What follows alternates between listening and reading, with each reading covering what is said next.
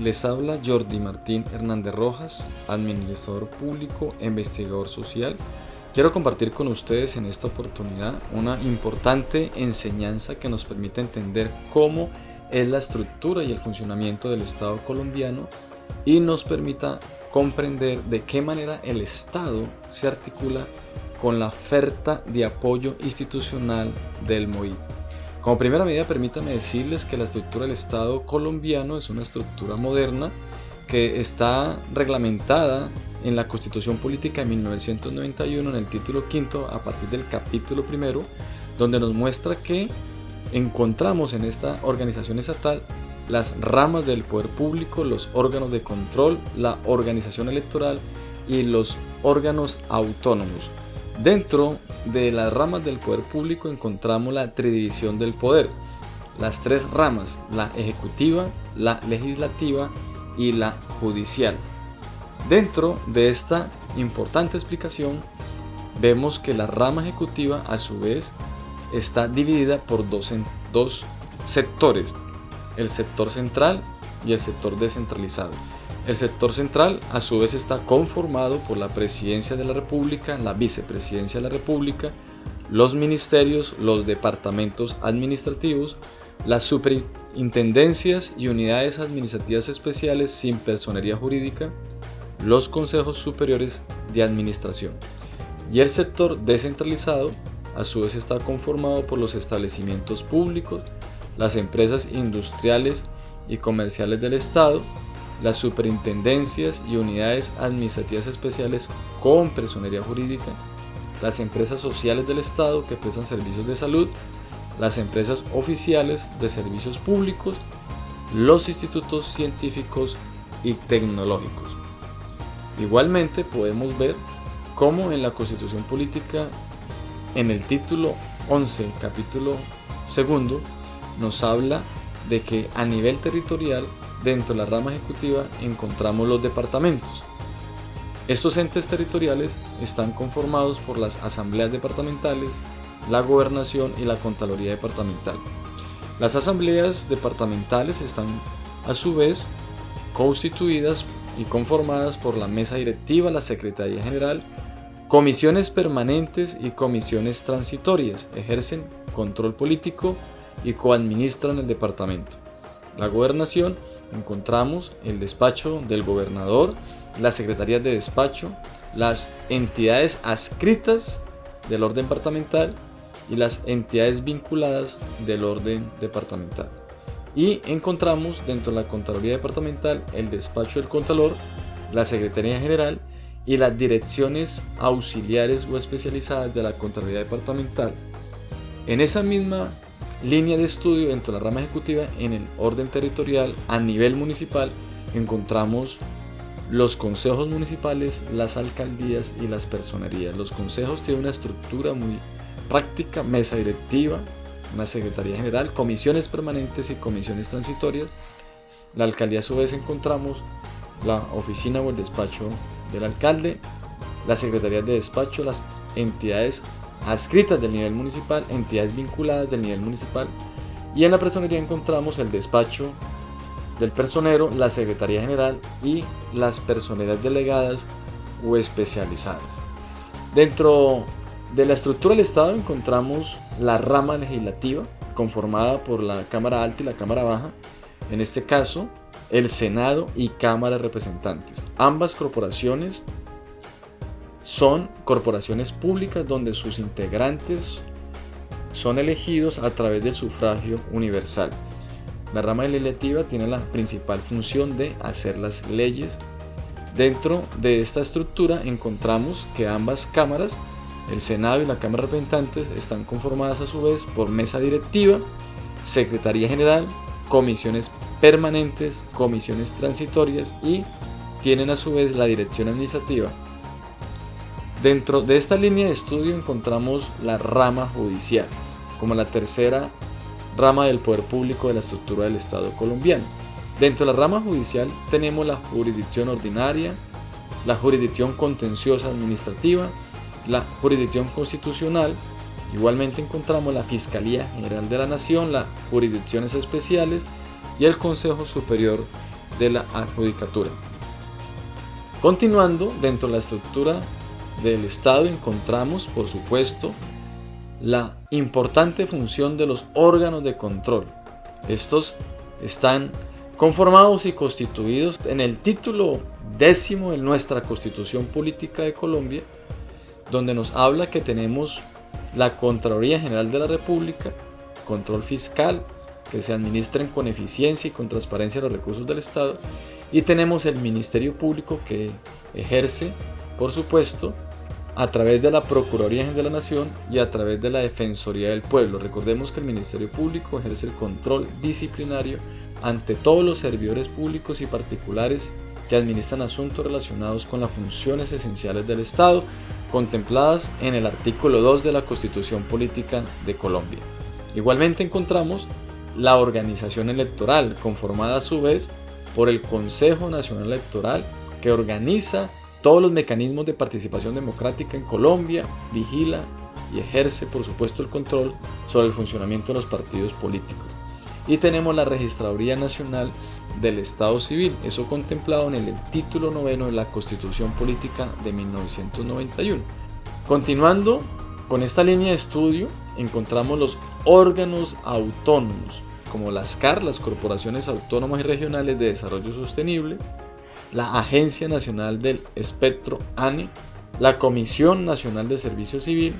el Banco de la República y entes autónomos universitarios.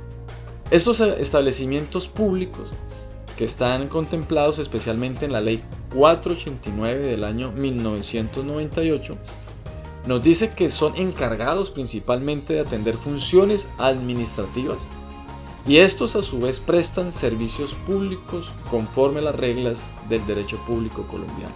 Encontramos el ICBF, el SENA, el IMPET, la ESAT, el ICA, el INVIMA entre los más representativos.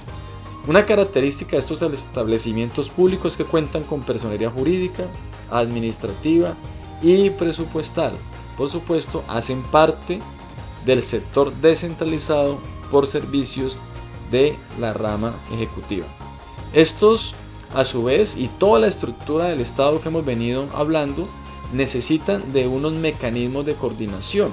para que funcionen de manera armónica y colaboren institucionalmente para poder alcanzar los fines esenciales del Estado contemplados en el artículo 2 de la Constitución Política. Estos mecanismos de coordinación están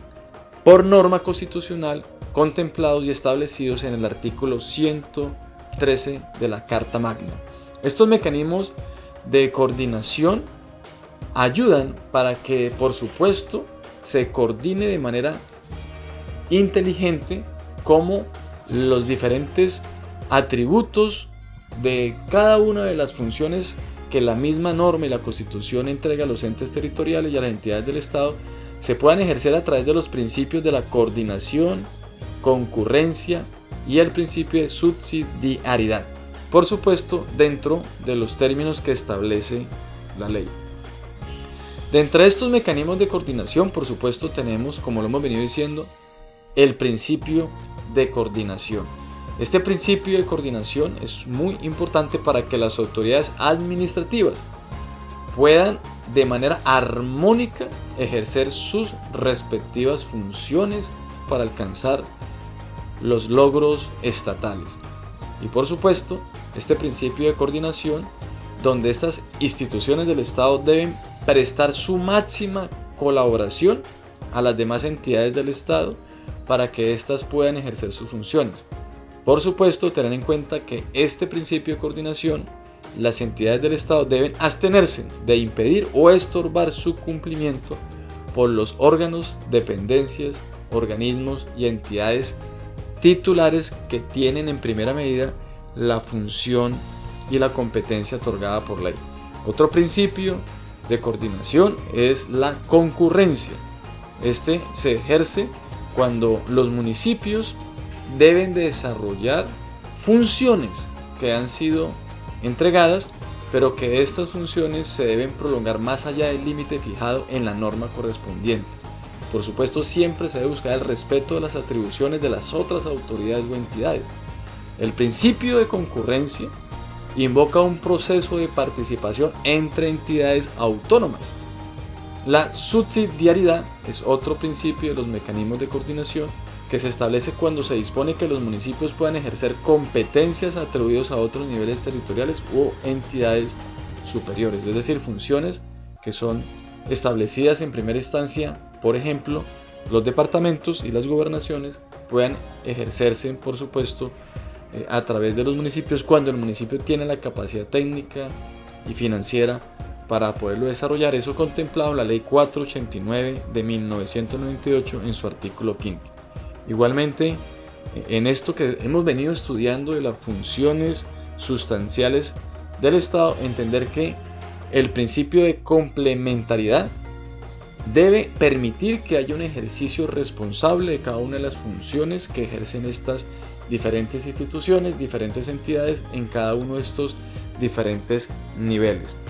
Y para que esos mecanismos de coordinación tengan una mayor aplicación, aparece la figura de la descentralización. En Colombia entonces tenemos descentralización política, administrativa y fiscal, y por supuesto tenemos otros niveles de descentralización que es a nivel territorial, descentralización funcional o por servicios y por supuesto la descentralización a través de la figura de la colaboración establecido en la Ley 489. Es importante entender que todas y cada una de las funciones de las entidades del Estado y por supuesto de quienes ejercen funciones públicas se establezca a través de los principios de la función administrativa colombiana, que están enmarcados en la buena fe, la igualdad, la moralidad, la celeridad, la economía, la imparcialidad, eficacia, eficiencia, participación, publicidad, responsabilidad y transparencia. Principios que si aplicamos, por supuesto, tendremos un Estado moderno y eficiente. Esta acción administrativa, sujetada a estos principios de la función administrativa, se deben desarrollar a través del ejercicio directo, a través de la desconcentración y a través de la delegación, para que por supuesto podamos tener una administración pública eficiente y moderna que pueda satisfacer las necesidades y las nuevas exigencias sociales. El decreto 3445 del año 2010 establece la oferta institucional conocida como el MOIT, y dentro de eso encontramos que se le han establecido unas importantes funciones y competencias a la rama ejecutiva, especialmente a la Presidencia de la República, donde se crea el Departamento Administrativo de la Presidencia de la República, se crea la Alta Consejería Presidencial para la Gestión Pública y Privada, la Alta Consejería Presidencial para las Regiones y la Participación Ciudadana como las más representativas, y estas a su vez tienen que brindar toda esa oferta institucional que en Colombia se desarrolla a través de diferentes sectores administrativos. Encontramos 22 sectores administrativos. Está el sector administrativo de la Presidencia de la República, el sector administrativo del Interior, el sector administrativo de Relaciones Exteriores, el sector administrativo de Hacienda y Crédito Público, el de Justicia y el Derecho, el de Defensa Nacional, el sector agropecuario y desarrollo rural, el de Salud y Protección Social, el del Trabajo, el de Minas y Energías, el del sector Comercio, Industria y Turismo, el de Educación, otro importante, Ambiente y Desarrollo Sostenible, el sector de Vivienda, Ciudad y Territorio, el sector de Comunicaciones, el de Cultura, el de Planeación, el de la Función Pública, el sector de Información Estadística, el sector de Ciencia, Tecnología e Innovación, el sector de la Inclusión Social y Reconciliación, y por último tenemos el sector administrativo del Deporte y Recreación. Es decir, que todas estas y cada una de ofertas institucionales deben de, por supuesto, de manera articulada con los principios de la función pública, con los mecanismos de coordinación, ejercer, por supuesto, un papel importante que le permita al Estado colombiano ser moderno, no ser un Estado paquidérmico, sino, por supuesto, poder de manera eficiente servirle a la sociedad en las nuevas exigencias del siglo XXI.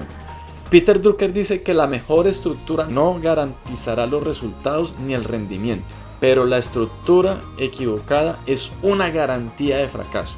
Terminemos este estudio con esta importante reflexión que nos hace Peter Drucker, donde entendemos que por supuesto el Estado colombiano tiene una muy buena estructura, Y esa estructura tiene que de manera articulada y coordinada trabajar para que se pueda, con el respeto de las competencias de cada una de las instituciones, llevar a cabo los fines esenciales del Estado contemplados en la Constitución Política de Colombia en el artículo 2. Pero más importante que eso, nos dice Peter Drucker, que si tenemos una estructura organizacional errada, por supuesto va a haber un fracaso institucional. Desde ese punto de vista, qué bueno es que entendamos y comprendamos que efectivamente Colombia ha venido desarrollando para tener una estructura mucho más eficiente y acorde a los nuevos retos del siglo XXI.